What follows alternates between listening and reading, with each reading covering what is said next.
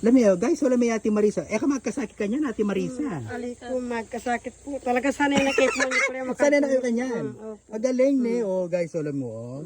Ikanyang kaya kanya nini po. Patang kay. Oh. Oh. Tang kanya ng kaya ni po. Kaya ba't itirintas po. Yung magkay ko, isipan ko, baka nano yung Ate Tirintas yan.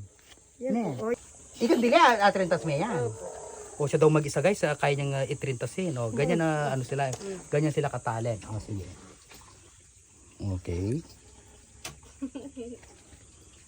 Awa, awa.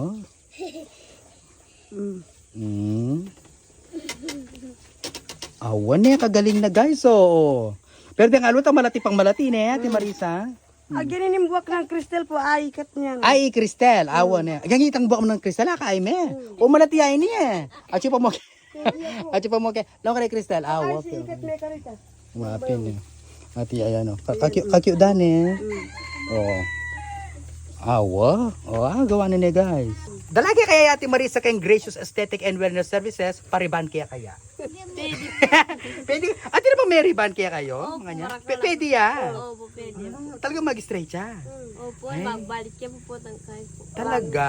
Lami guys oh. Oh. Diba? Oh, may press kuya naman niya Ate Marisa. Wala na itong marisangan nandin. Wow. Kagaling ni. Ulo mo na guys oh. Mga nila katalent na din kaya katamong kapatad, katutubong Aita. Diba? Wala mo na tang kain na steel wool. Ka-cute. Ay, kagaling ha. Oh, lang mo natin naman oh. Kagaling ng Ate Marisa oh. Amazing. Sabi mo Ate Marisa, amazing. Amazing. Amazing.